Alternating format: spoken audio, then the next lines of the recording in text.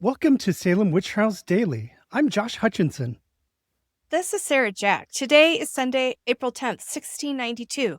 During worship services, Sarah Good's specter reportedly bit and pinched John Indian, enslaved and enforced to work in Salem Village for minister Samuel Parris. John's origins are otherwise unknown. Mercy Lewis had a fit today at Ingersoll's Tavern, during which she named Sarah Cloyce as her spectral attacker. But when she came around and people asked her who tormented her, she said she had not seen anything at all. Unnamed witnesses specifically asked Mercy if she'd seen Rebecca Nurse, Sarah, or Martha Corey, and Mercy denied seeing them.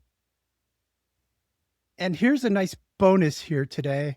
Since there weren't so many incidents to report on for the 10th, there are more than enough for tomorrow, the 11th. So we're going to start with Monday, April 11th right now. On Monday, April 11th, 1692, the Governor's Council attended the examinations of Sarah Cloyce and Elizabeth Procter. This preliminary court hearing for two women just arrested on witchcraft charges that very morning was held in the Salem Town meetinghouse. This was the first hearing held outside of Salem Village.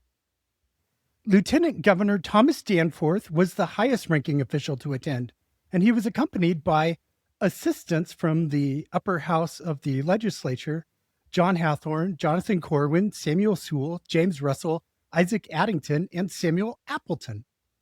Minister Nicholas Noyes of Salem gave the invocation, and Salem's other minister, John Higginson Sr., offered the closing prayer. Samuel Parris recorded the proceedings.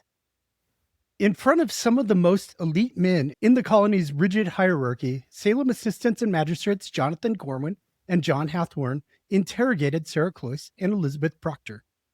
A justice questioned John Indian first.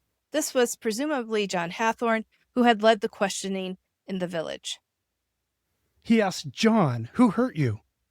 Goody Procter first, and then Goody Cloyce. "What did she do to you?"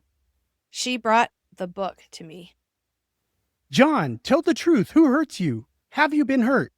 The questions continued, establishing John Indian's claim that he had often been afflicted by Elizabeth Procter and Sarah Cloyce, who throttled him, trying to stop his breath. The magistrate asked, "Do you know Goody Cloyce and Goody Procter?" John answered, "Yes, here is Goody Cloyce." To this, Sarah Cloyce asked, "When did I hurt thee?" He said a great many times. "Oh, you are a grievous liar." John said that Sarah Cloyce pinched him yesterday at meeting and bit him till the blood came, and had afflicted him many times before.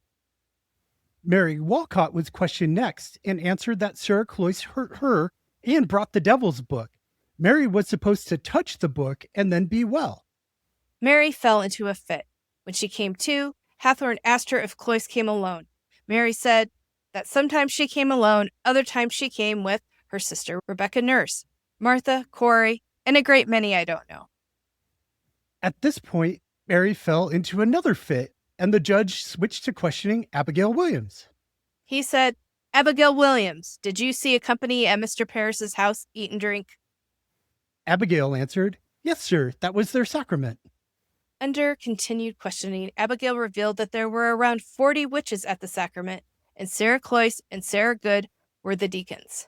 And this is the first report in the Salem witch trials of a Witches Sabbath happening, and it's by far the largest group of witches to gather in one place at this phase of the witch trials. Later on, they'll get more than 40, but up until now, there's only been a handful of them together at any one point. And the witches told Abigail that they had consumed the afflicted person's blood as their sacrament twice that day. The judge asked, "Mary Walcott, have you seen a white man?" "Yes, sir, a great many times." "What sort of man was he?" "A fine grave man, and when he came, he made all the witches to tremble."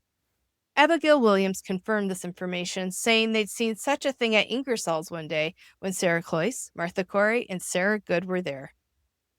At this moment in the examination, Sarah Cloyce asked for water and sat down. According to Samuel Parris, in his version of the examination, Sarah was like one seized with a dying fainting fit. He noted, Several of the afflicted fell into fits, and some of them cried out, "Oh, her spirit is gone to prison, to her sister nurse." Now the magistrate charged Elizabeth Procter and the afflicted persons with speaking the truth.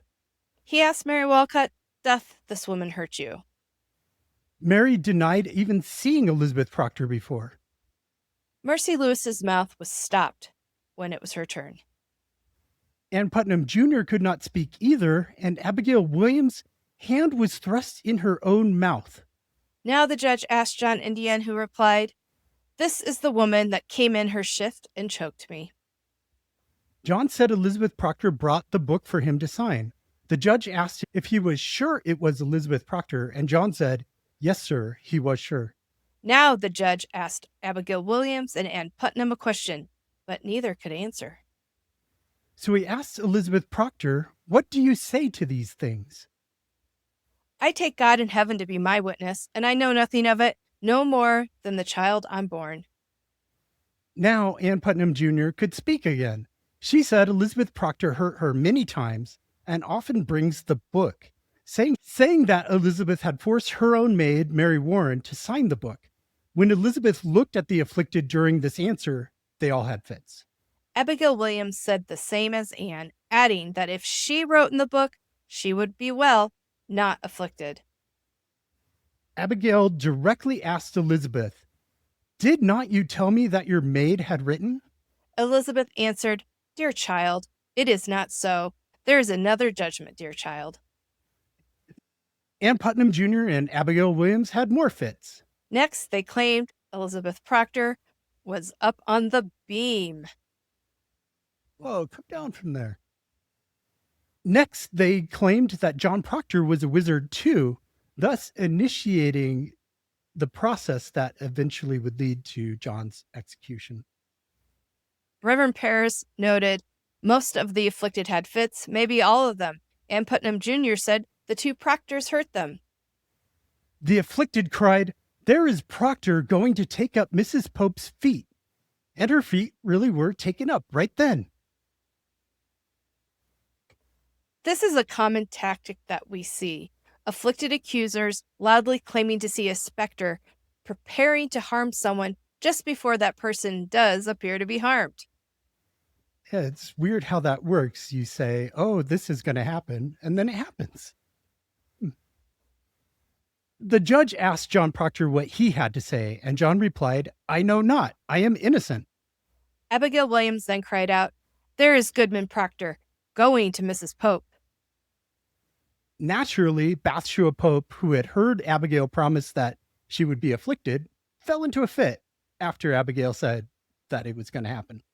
The magistrate said, "You see, the devil will deceive you. The children could see what you was going to do before the woman was hurt. I would advise you to repentance, for the devil is bringing you out."